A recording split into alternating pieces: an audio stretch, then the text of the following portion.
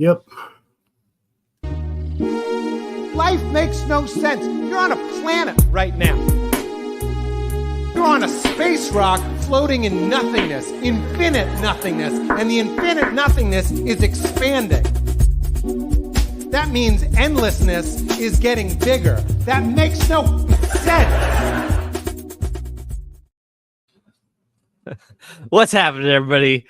Welcome to the newest addition to JG's Lounge. We got consistently inconsistent. Got to give a shout out to Evolution for the audio there. That tune is his. So thank you for doing that, man. Absolutely, man. It's kind of my thing that's been happening here recently. I look forward to hearing my own tunes. It's a beautiful thing.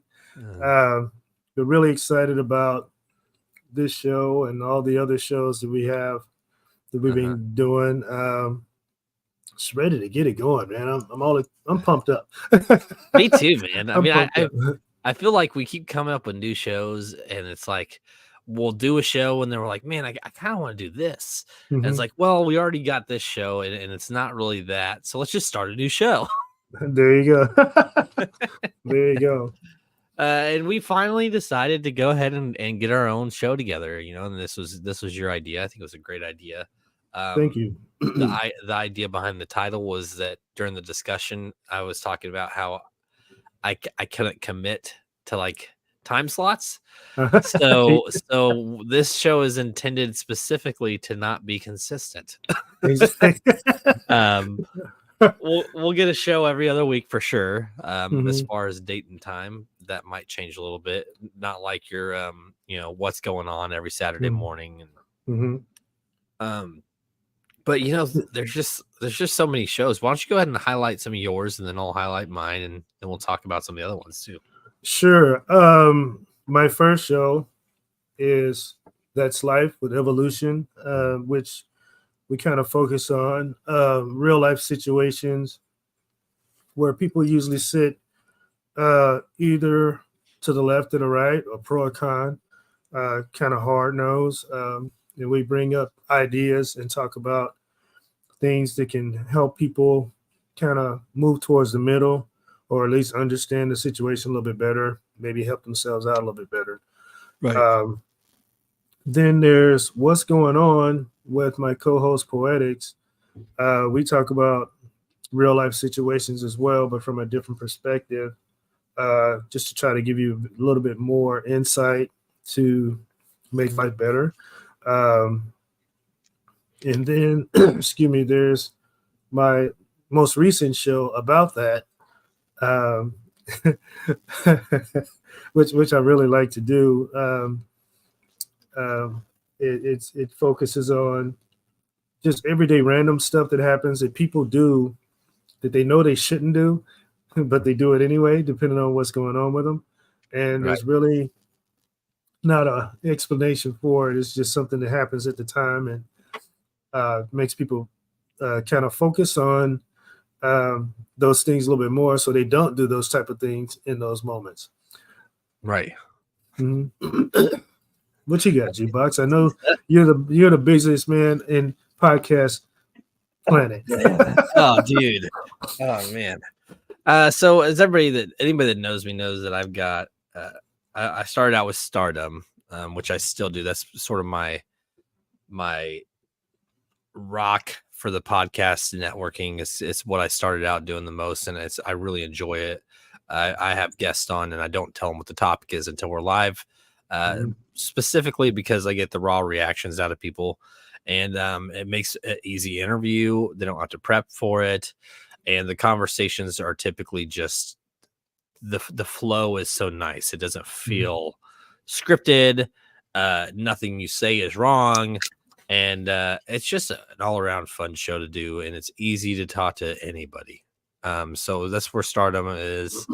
I've also got Singed Eye Sockets, which has also been pretty consistent with you and Sean Shank. And that one is a perception true crime podcast.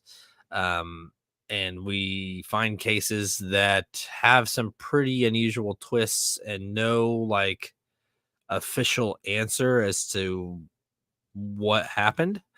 and then we kind of come up with our own conspiracies. It's pretty fun, I think. What do you think? Yeah, I love it. I love doing that show. I look forward to it every time you tell me you have another episode ready to go. So yeah, I'm glad I can be a part of it, and really excited to see what you come up with next. Well, speaking of next, I came up with Discreet Discussions, which is an ASMR reaction podcast where we react to video clips, and they're usually pretty funny. Oh man, we do our best to whisper the whole time, and it's the most I laugh out of any of the shows. I kid you not, man. We laugh from the time it starts to the time it ends. It's just a great experience for podcasting, and really, when you first came up with that idea, I'm like, what? I don't know. But after I did that first episode, I'm like, yeah, keep this one. Yes. Yeah, it's total nonsense, but it's a lot of fun. And another one that I've had you on, I've had Rusty Diamond. Recently we had Sean Young. It's fun, man. It's fun. And then I just released Merging Lanes. We are 2 episodes in on Merging Lanes. It is a storytelling podcast where I take fan submitted stories and pair them with stories that I find online that are similar. And that one's different for me. Being solo isn't something I'm used to. And I think it takes a specific tone to tell a story. And I think it kind of it tests me in a sense because there's a lot more editing in it, but it's shorter. They're only about half-hour shows, give or take. So that's a lot of fun too. Then we got Sean Shank and all his shows. He's got Sean Shank Redemption podcast, where he has comedian friends of his on, and they talk about whatever. And then Blurred Lines, where it's conspiracy theory, which you and I have both been on. And there's so many other ones. We got two old goats with Patrick and his buddy Brian, where they have wrestlers on, comedians on. We're trying to just kind of get diversity out there. There's a few other shows on hiatus, but they're still coming, and that's fine. We're just going to continue to grow. Yeah, man, and that's exactly what we're doing. And I'm really glad that the idea popped in my head about us doing a show together, because our chemistry is pretty nice, man. We get along pretty good, and great things come out when we collaborate. So looking forward to things going on today. Yeah. Speaking of that, so consistently inconsistent, you and I discussed kind of how we were going to go about this. And I kind of came up with what we agreed on, life. I don't want to say expectations, maybe metaphors, things that we kind of hear through life that are very contradicting. And that's what we're going to discuss. We each have 3 topics, and we'll both kind of spin off of each other on our views on that topic. And do you want to start with the first one, or you want me to? Sure, I'll go. Okay. Yeah. So the first one I have listed here is something that people say a lot, or at least they said a lot as I was coming up. And as a kid growing up, you hear these things and you're like, what? But it's a quick saying. And then the saying is basically, talk is cheap. So when I heard it the first time, as a kid, I was thinking, do we have to pay to use words? Right. And then, as I grew up, I understood that people said that to use it as a way to say when you're running your mouth or when you're speaking, it's more of a value to put your effort either behind those words or in front of those words. Right. So that's kind of, the meaning of it as people use that. But as I've grown and got more experience in life, the more you talk and the more you explain something or the more you communicate, the more valuable your talk is. Right. So, I so agree. yeah, so this particular saying kind of contradicts itself. The more you, I guess, evolve in life, the the more this is like weird. What you got, man? Yeah, well, and see, I agree 100% on that. Being that it's contradicting in itself because it makes sense, but it doesn't. Because in order Mm-hmm. to be able to have that voice that somebody's gonna have that authority kind of vibe off of you, Mm-hmm. you have to show it. Like you can't just say, "Hey, go do this." You need to be somebody who would do it yourself before you just say it. Absolutely, absolutely. And I think that that's saying in itself is hard to say that it's accurate because you can't have one without the other. Like, yeah, talk is cheap if you're not showing it, but at the same time, it's not cheap if you've been showing it and people Mm-hmm. see it. Mm-hmm. Absolutely. So yeah, I yeah, go ahead. What you got? I kind of wanted to elaborate off of something you said. Mhm. So me, in the line of business that I've been in and what I'm in now, uh, we give people direction, and sometimes when I see people not really wanting to do what I'm asking them to do, I tell them, I was like, hey, I wouldn't ask you to do this if I wasn't willing to do it myself. Right.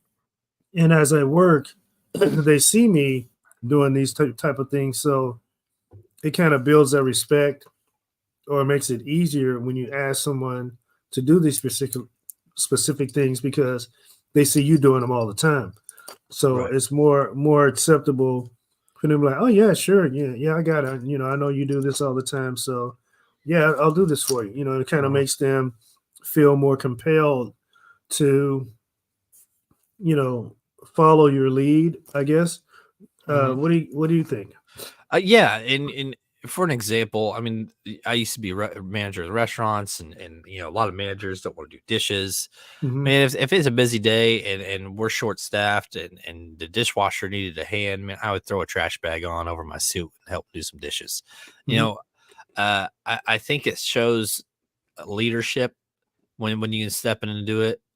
Even if it was like, hey, I asked you to do something and you didn't exactly do it the way I wanted it done. So I'm going to show you what I meant. And you Yeah, bring them in there, absolutely. you do it with them. That way, it doesn't feel like you're being disrespectful. You're just saying, hey, Hmm. this is what I mean when I'm asking this of you. So Right. yeah, I think talk being cheap is a phrase that doesn't have the power that its meaning is supposed to portray, if Hmm. that makes sense. Yeah, it leaves room for misinterpretation. Right. You know what I mean? Depending on what level you are. As I explained in the beginning, when I was younger, I looked at it a certain way, and Uh-huh. then when I got a little older, I looked at it a different way. Mhm. And even now, um, that same saying, because of knowledge, wisdom, experience, whatever, Mhm. I look at it at a different way. So, yeah, there's holes in that statement, of course, Yeah.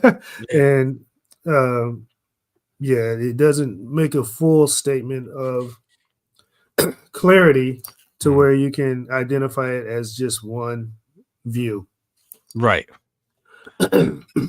I agree with that 100%. My are we ready to move on to the next one, or you want to keep Yeah, diving yeah, into we that? can keep Yeah, going. We can keep going. Your turn. yeah.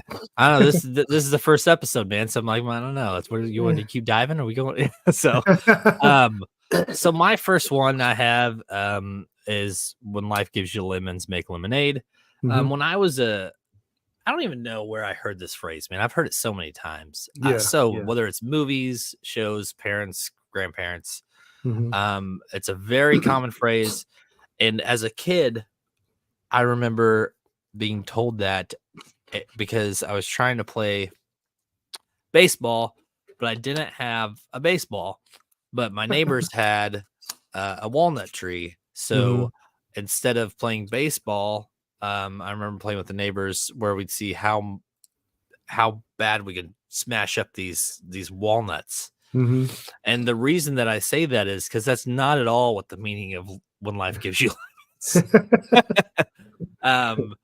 As you get older, you realize that there's more to it, because it's more of a saying, like, if you were presented with an opportunity, go with it, Yeah. But and for an example, let's say a job offer comes up and it's something that you wanted. Yeah, you go for it, but then you always need to have that backup plan, because what you don't think about with when you're making lemonade is there's a lot more to it than just lemons. You Right. got Right. your other ingredients. You got sugar. You got water. Mm-hmm. Whatever. I don't know. It's been a long time since I made lemonade, but there's things that add to that statement. So, like, you don't want to jump headfirst into an opportunity without having that backup plan.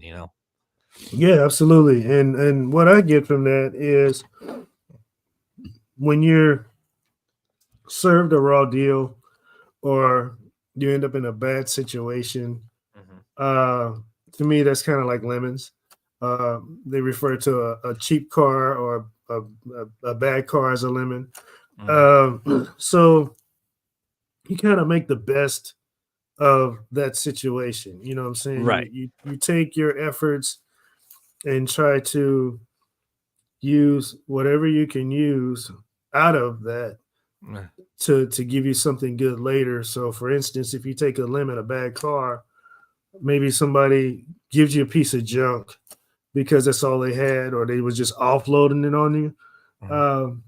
You can take the parts from it. If you have something, another like model, or you can just sell the parts to get a better car, or you can just junk it to get the cash for it, or you can just trade it in if they'll take it to get a better car. So that's kind of what I get out of that statement. Yeah, see, there's so many, the way that you just took that too, like it all plays into the same statement. It's there's so many different ways that you can read into that line. And I think that a big part of where we're heading with this whole show in general is not to just read something as it's said, but to like dive more into the details. Absolutely. Because if somebody, let's say, gave you that car and all they said was, "Oh, hey, when life gives you lemons," and then leaves, what are you doing with that statement? Are you going to be pissed off because you got a shit car, or are you going to figure it out? Yeah, right. And that goes for anything. I mean, I there's been many times, let's say the career that I have now, and when I first got on with this company, I took a huge pay cut, but I knew I wanted to work for this company. And so when the opportunity arose, even though it wasn't what I wanted, it was an opportunity. It was that lemon. It was like, hey, here's what you got. I know it ain't what you want, but it's something. We get you in the door. Right. So I had to get a second job, and I did that for like 9 months. Wow. And I busted my butt, and I got where I needed, but it's because I made that lemonade with that lemon. Absolutely. I made it work. Nice. I think that's probably the best way I can end that statement. Yeah, it was, which is a great way to end it. So moving forward, if you're good and ready to go, yeah, let's go, man.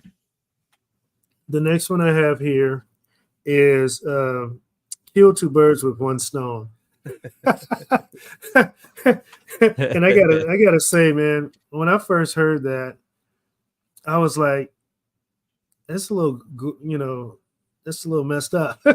Yeah. Why would you want to kill a bird? And then second of all, why would you want to kill two birds using the same stone?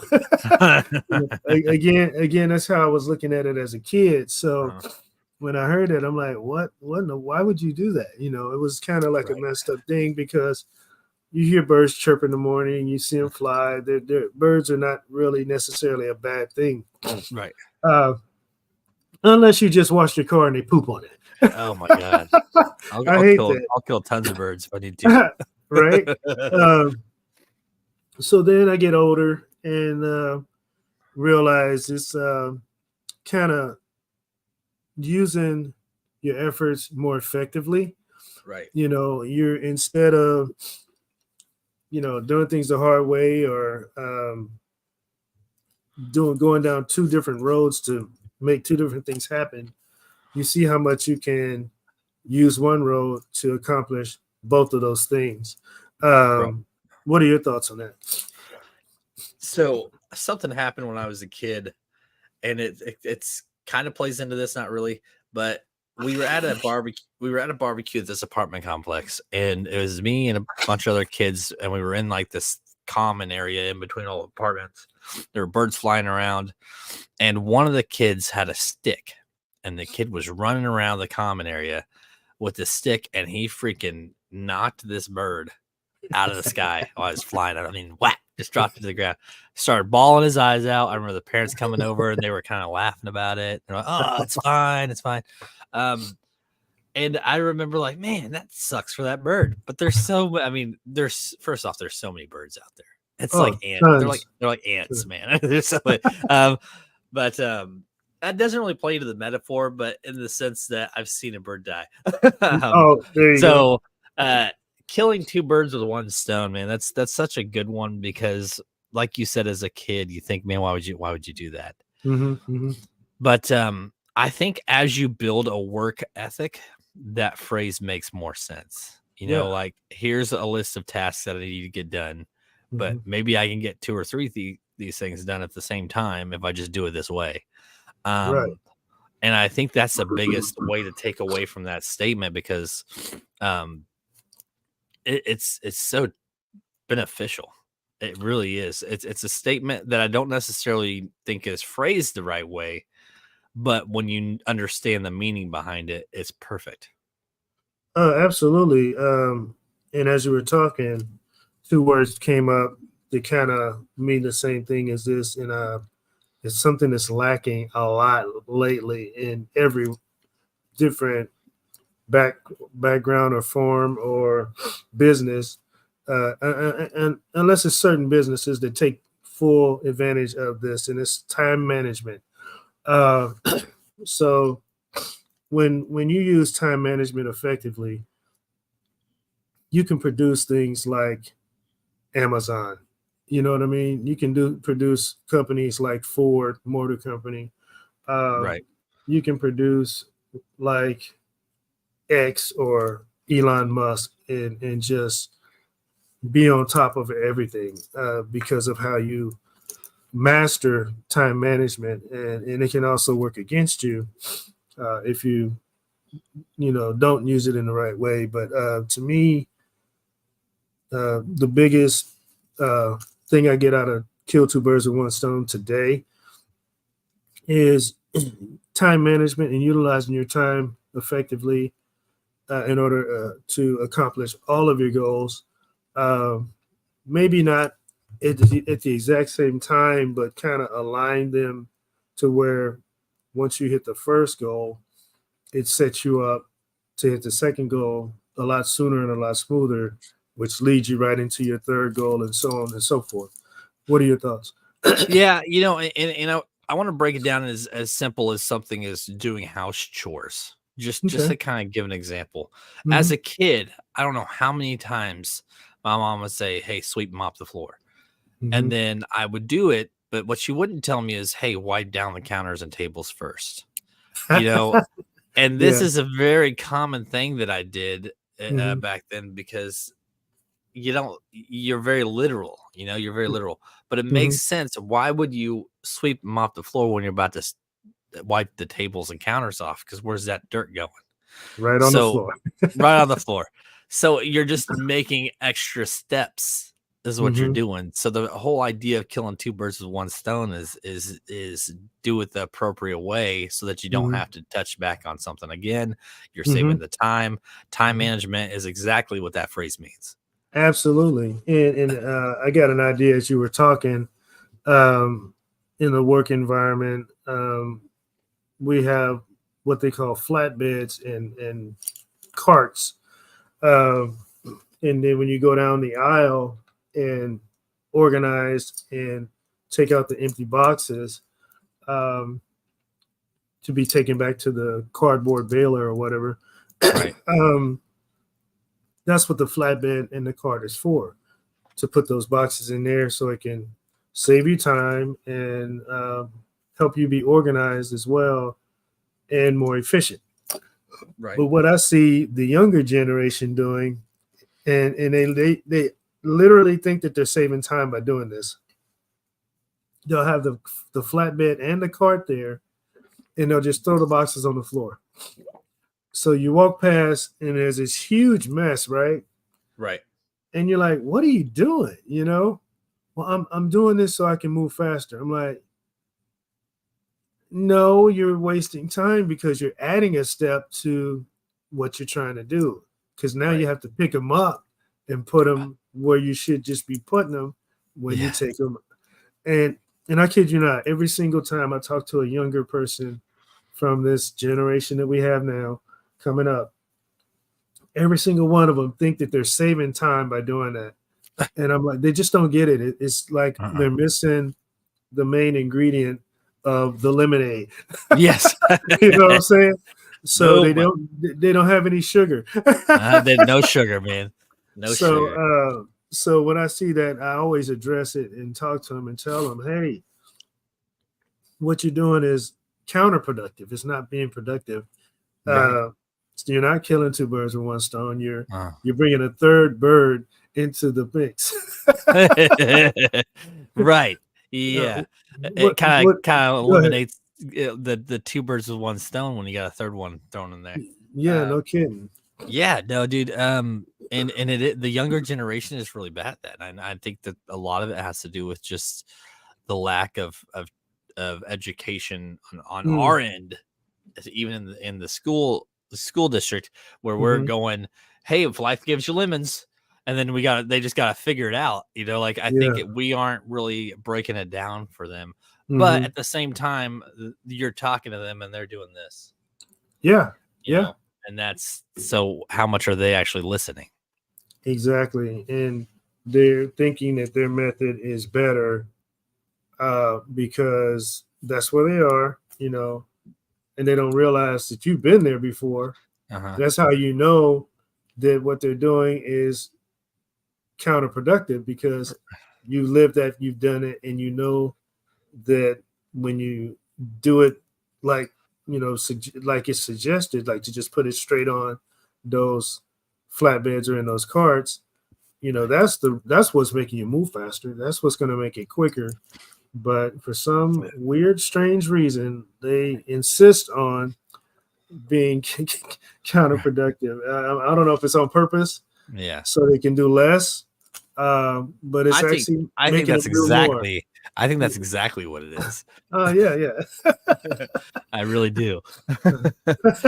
And since we're on the topic of birds, my next one is birds of a feather flock together. Now, this one I think plays into many contradiction scenarios. I know, like, you know, in schools, you know, you develop your cliques, your groups of friends that you're similar with. You guys have similar things in common. But what you find out as you get older, at least for me, is that sometimes being the same as someone else ends up being a big clash in your life. I think that you grow up and you start figuring out what your strengths and your flaws are. And I think birds of a feather flocking together is a very bland statement, in the sense that you don't want somebody that's exactly like you because you're not going to push each other if you're exactly the same. You want something that has you want a friend that's got a different perspective. And I think that it's not just that, in relationships too. Like, you need somebody that's gonna be there to give you a hard time when you're messing up.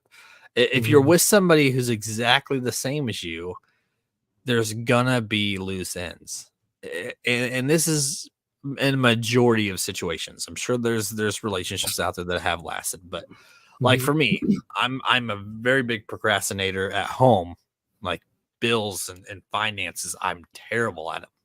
Mhm. And my wife is constantly getting on to me about, hey, we got these bills, we got the bill. That's what I got you for. That's what I got you for. Just make Right, sure we're right. not behind on things, or else I'd be falling behind.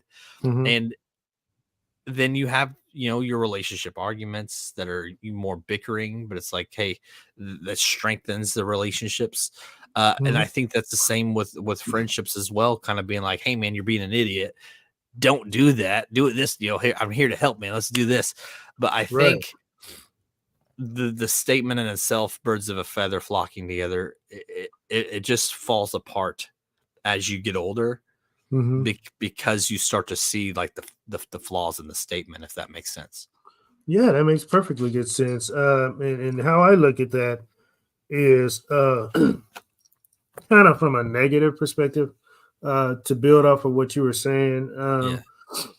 Um, so to me, we were talking about leaders earlier.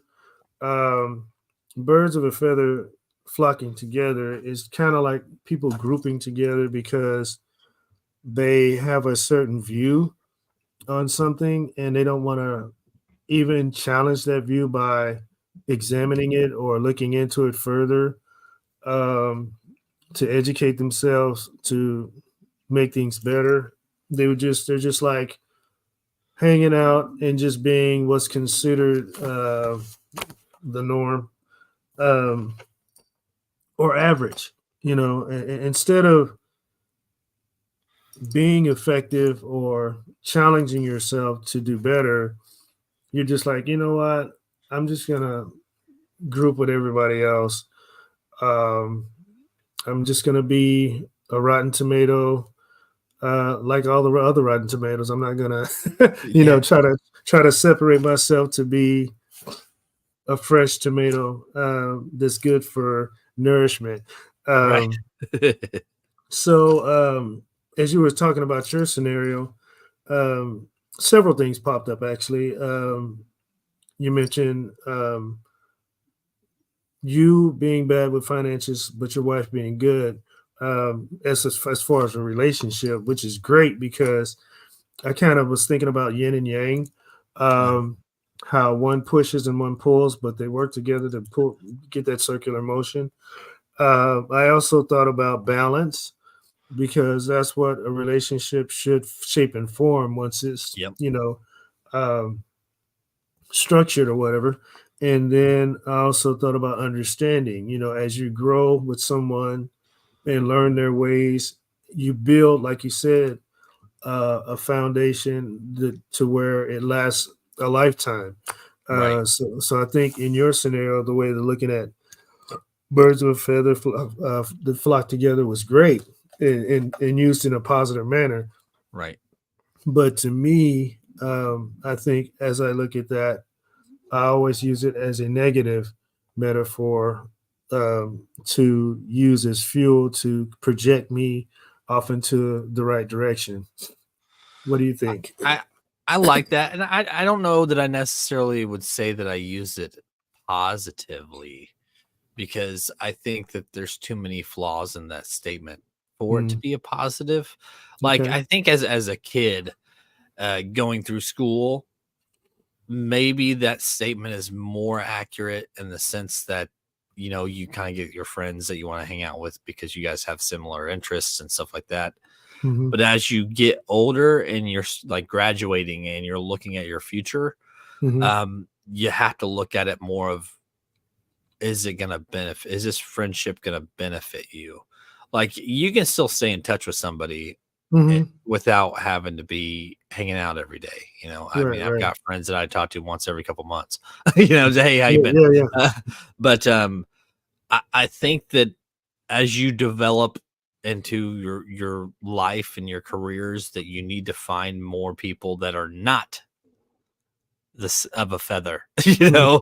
Yeah. um, because that's the stuff that's going to push you. Like finding somebody who has strengths that you don't have that you could utilize, Hmm. stuff like that. It's not. This is where that statement kind of falls apart once you kind of get older and you move on Hmm. into life. So, I mean, that's all I got. I mean, yeah, that's great because you're never going to advance um, if you stay around the same type of people. Right. It's usually when you do something that causes you to be different, that causes you to advance. In other words, Yeah. um, everybody goes to grade school, middle school, and high school, but they're all going to be at the same level unless a portion of them or a percentage of them goes to college.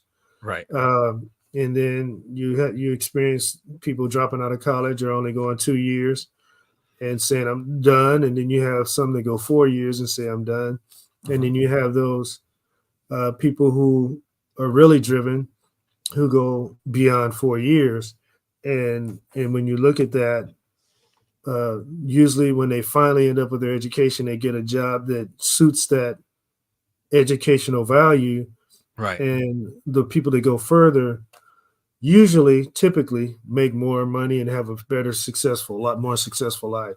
Right. So that's kind of what I was getting once you started with Yeah. your explanation. Yeah. And what you got next, man? What I got next is it takes two to tango. Uh, and when I first heard that one, um, I automatically started thinking about people fighting Right. or dancing or Yep. any type of thing that takes two people to do or accomplish. Even in a conversation, if you disagree with someone and their view of something is totally the opposite of what you view, and I think a good conversation on that would be like a political conversation. Uh, Yeah. One person is on one end and one person is on the other. That's never going to be a great conversation. It's never going to come to a happy medium because of how strong someone may feel about their party or whatever. But that's basically kind of how I viewed it when I first heard it. I was thinking about people in confrontation. Uh-huh. Now, as I look at it, takes two to tango. It's almost like uh, things work out better when there's more than one person involved. You know what I mean? Right. It's like Right. there's this big box that I need to lift, and if I lift it by myself, the possibility of me injuring myself or dropping it as I lift it um, is high. Right. But if there's a second person say, "Hey, can you give me a hand?" The lifting process of that big box goes a lot more smoother. You know, Right. what are your thoughts? Same thing. Takes two to tango. When I was younger, I always thought of it with dancing or Uh-huh. fighting. Mhm. Mhm. I think you mentioned political, like high school debates, stuff like Yeah, that. yeah. Obviously, you Mhm. need the both sides. Our buddy Mhm. Sean's mentioned how he will play scenarios as he's a professional professor Mhm. in college where he'll split the classroom and be like, okay, you believe this, you believe this, now argue it. Uh-huh. And I think that there's strengths behind that. I think that it's even if you don't agree with something, Mhm. being able to argue that side is a strength that you can build on your own. It kind of helps you develop and advance to see the other side's view on something, even if you don't agree with it. Um, Absolutely. but then I also see it from the a business aspect, like JG's Lounge for what I'm doing. Like what we are doing is Uh-huh. I'm like, I did this for about 2.5 years. I decided, okay, I'm going to take a couple month break. And then I was like, nah, I really want to do this and I want to be more than what it is. How can I Mhm. do this without having to invest all the time myself? Well, Mhm. you build a network, you add people. I brought you on it as an admin, and hey, now we got Sean Shank coming on as Yeah, well. So now we got three of us. absolutely. Now we got three of us tangoing with these 16 shows, and it's like I don't have to do all of the work. I've got you guys to help me. Right. So it relieves the pressure, but it also helps advance the business. No doubt. That's a great way to put it. And then as you were talking, that exercise you was talking about that Sean did with his class, which is a great idea. But I take things like that even further. So I went out and they split the class and say, hey, you're arguing pro and you're arguing against, and let that debate happen. And then once it's completed, and say, now you who was arguing pro, you're now arguing con. And now the people who was arguing con now are arguing pro. That way they can see both sides and have a good understanding of why people view things the way they do. It kind of opens up a new chamber in your mind to where you're not so hard pressed to view things one way. You kind of see or understand more what the other opposite person is going through. So you have a little bit more compassion and a little bit more understanding for that person's situation. A perfect example of this is what's going on now, what's been going on for years, is the situation at the border with people crossing over on the border and not going through the normal process to get here. And the reason I bring that up is if you look at it from the country that's being invaded, I guess, in a certain way, Right. You're like, well, they need to go through the proper channels to get here, which takes what, years? Right. And a lot of money, which they probably don't have either to do in the right manner. So they cross the border in order to save their life, literally.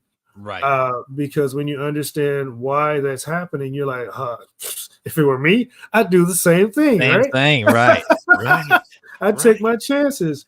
Uh-huh. And then once they are able to cross over, whether it's the legal process or illegal, hopefully they can start the process once they're here.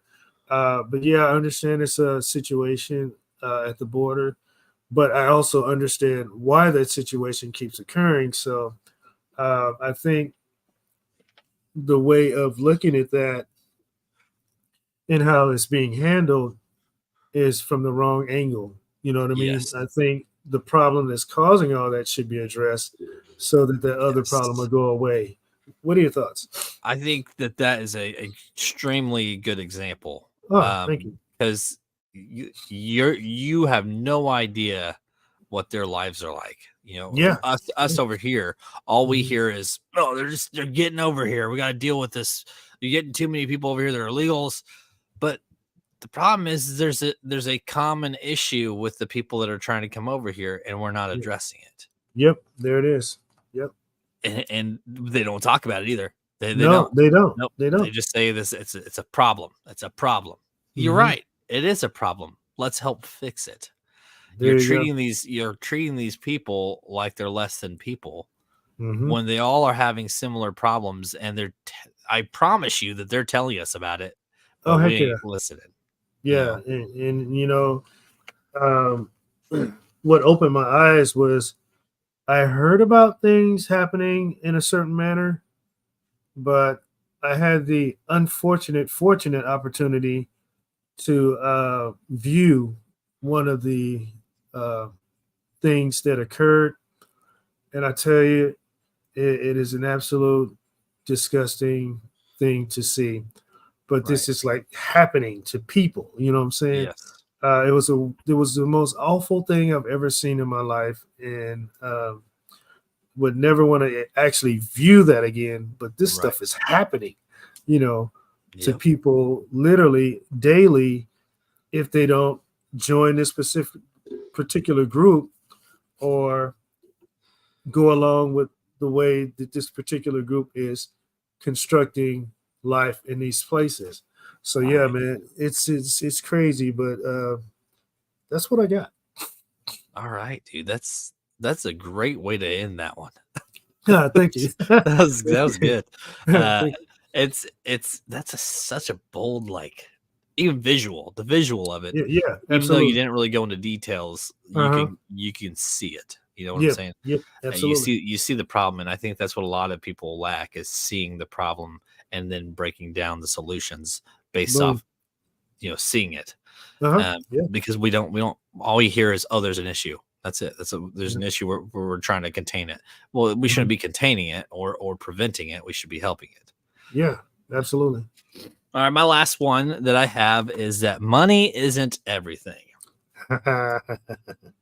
Growing up, sure, because $5 meant a lot to me when I was a kid.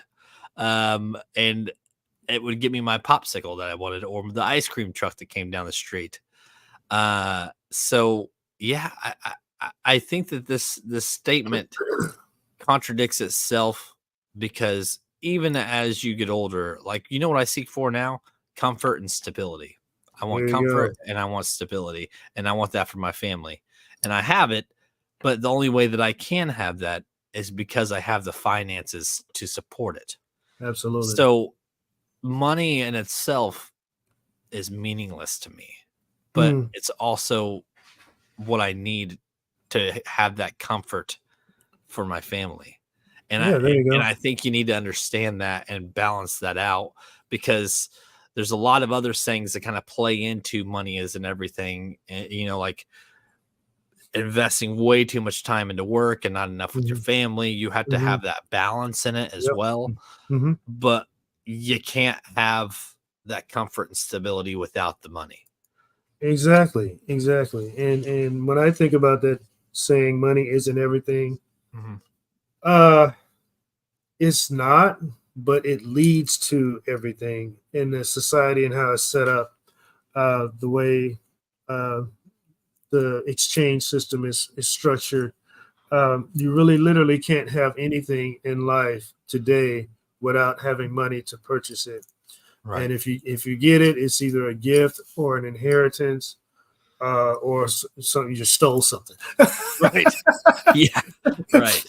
Yeah. So no, money is not everything, but it can lead you to everything, like you said. Yeah. The happiness and peace that you have, for the family structure, the balance. Um, it's also kind of how I outlined education earlier. Yeah. The further you go in education, typically, the more money you end up making in your career, depending on which career you decide to go in. Yep. Uh, but each career has its top pay, as far, and it also has its entry level pay. Right. Um, so if you go in on the entry level end, yeah, your life is dictated to look a certain way, regardless of what you want to do with it. Right. And it's usually a lot different than when you're on our top scale. You know what I'm Yes. saying? So I'm gonna paint the picture. Entry level, you're living in an apartment, right? Right. Right. Maybe if you don't have a roommate or whatever. On the top scale, you're living in a home. You know Mm, what I mean? You're right. driving a better car, uh, so on and so forth. But You kind of play into that comfort aspect at that point. absolutely, absolutely. So money, no, it's not everything. You can live life, smelling the roses and tasting you know, the honey from you know what I'm saying? Uh-huh. But money literally leads to everything. If you use it Right. as a tool and focus on, I mean, even if you don't have a lot of it, Yeah. if you want a certain thing, you know that you have to work hard and save, or do something like get finance to get Right. that certain thing you want, and it's going to take money to get it. So that statement kind of contradicts itself for sure. It's a great statement that you brought up. I'm glad you brought that up today. Yeah. But I also want to, if are you, go ahead and finish. yeah, I'm done. Go ahead. Go ahead. I want to counteract the same statement Mhm. with the scenario. Okay. Okay. And so before I got married, I was in a lot of debt. I Mhm. had my credit was garbage. Mhm. But I didn't care. I didn't have the priorities and the things that needed to be taken care of. So money didn't mean anything to me, really. You know, Mhm. I'd make it and blow it. It meant nothing. I wasn't going anywhere. Um, when I created this foundation, this family, and started building, I needed that stability and the comfort. Mhm. So I put myself in debt to get out of debt. Ah. So investing in money that I didn't have to build myself up was also something that I did, and it hugely impacted my life. Mhm. Financially, my credit score is now damn near perfect. Mhm. Um, so I think that something that some people actually, there's a lot of people that I think probably wouldn't be able to handle this because they don't know how to go about it, which is kind of part of the two to tango and Mhm. finding that person that can help you. But Mhm. I got credit cards, and at first I was terrified, but Mhm. I was like, oh, I got this couple $1,000s that I don't really have, but I could pay it off. I Yeah. know that I could take a little chunk of my check because yes, the money is there, but it can be invested in yourself. Yeah. So sometimes a debt can be a positive impact in your life Mhm. if you read it that way. Yeah. And it's called good debt. You know what I Yes, mean? yes, It's called good debt. So people don't understand sometimes that there is a thing that's considered good debt. I mean, if you're in a business, uh, let's just say you want to open up a new location because everything's going great. So you get what they call good debt. You get a loan or take some of the stocks or um, and invest into the new location, or you just get a line of business line of credit. yep, That's all good debt, and because you're building towards something, you're building a new location that will eventually generate more money to pay that back, and then you'll be even more stable. right. So that's kind of elaborating on your ideas there, which were great, which was a great point. I'm glad you brought that up, but Uh-huh. people don't realize that debt is not always bad. Right. And the utilization of credit cards Mm. is great as well. You can have all these credit cards, but you don't want to have them all maxed out. That's bad Right. debt. But Yes. if you have these credit cards and it's available, and you all of a sudden have to take your family on an immediate trip because of something occurred, Yeah. uh, then yeah, it's available for you to use at those emergency times. So that's great, man. Or a car breaks down. These are things that you don't think of. Stuff happens. Yeah, So, yeah. life happens Hmm. and things come up and you might need to find $1,200 that you don't have. Uh-huh. So there are reasons to have that stuff because Absolutely. and I think a lot of the scenarios that we've kind of discussed today, they really play into themselves. Absolutely. And so these, as much as we go, oh well, these aren't very accurate, or we try to break it down, it becomes accurate when you read it the right way. Yeah, yeah. True, true. So So true. yeah, and I think this was a hell of a first show. I To be agree, man. honest, We Eh, touched on quite a bit, man. yeah, Which is what I like to do. uh-huh. And in our initial thoughts, usually jump into other areas and avenues that make sense to where people can understand and tie it together and have a better perspective of it. Right. So, yeah, And mission accomplished. I agree 100%. And I think that this is one thing that will be consistent in these shows is that we Right? will only be discussing things that can help benefit people. And it's The, kind of, I would say that it's similar to That's Life, but it's not in the same sense in that we're picking specific things. And we're That's Life. I feel like your scenarios are a little bit more broad, mhm, mhm, um, as this is more kind of categorized, mhm. which is great because we're taking personal experiences and using that to kind of teach people. And it's great, man. This is a hell of a first show. I'm excited about it. Yeah, Uh, absolutely. I'm excited to have more come out, and I think this worked out. The three on each side. I mean, look, we're running right at an hour now, Uh-huh. and I'm excited to see where it goes, man. Same here, man. It was a great deal, great idea, and I love the introduction that you came up with, man. That was awesome. It's I will, and it's funny because like we really didn't have a lot of time to kind of communicate it. We did like the logo and the artwork. Uh-huh. I do agree that this one, I think it's exactly what we need. We don't need to overdo it or anything like that. Right. And the biggest thing that I guess the impact that the graphic had on me was the earth is spinning one direction, but then Uh, there's an arrow pointing in the opposite direction. yes, So that kind of really sticks out to me as consistently inconsistent. It's great. Yeah. And when I did the earth spinning in the background behind the logo, I was like, man, that's all I need. That's all we need. That's it. Yeah, that made it great. That made it great. And then your audio paired up perfect with that guy's talking. And when I was searching because I was looking for bits of like, you're doing it wrong or this and this, and then that popped up. And what I did was I kind of broke it up into those little segments. And I think it speaks loudly into what this show's about. Absolutely. You always do great with those things. And I never worry when you're working on something. I might critique it, but that's just me. That's how I do. That's literally what we do, man. This is what I do. I love it. I mean, I have a passion for this stuff, man. Obviously, you've seen that I've done a lot of work for a lot of people, and I love it. Absolutely. So and good. And you do well with it. You do well with it. Thank you. I appreciate that. And again, we did just get another partner on the team. Sean Schenkel is joining the network as not just the podcaster, but now he is part of the team, which me and Evolution are very excited about. We're very excited, and there might be one or two more people joining soon, which is huge. You know, the goal with JG's Lounge is to just continue to grow, and with growth, you need the help and the support. And I know that, and you know that, and I think that we're gonna succeed no matter what, and because we're picking the right people. Absolutely, and our mission is the right mission. You know, it's our destiny. It's our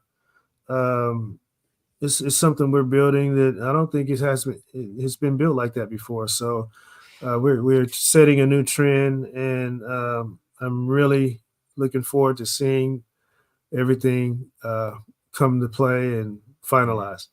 Right. All right, everybody. Well, you know, if you're watching us live, stay tuned. We're going to be on here in about another 20 minutes, give or take, with Sean's show, Blurred Lines.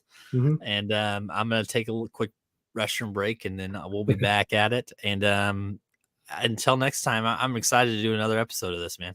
Yeah, absolutely. Me too. Thanks for tuning in, everybody. Of course, we're always here and available with whatever show we're on to give you entertainment and try to enlighten you in some way. So enjoy your day, enjoy your week, and enjoy each other. We'll see you guys around. Take care.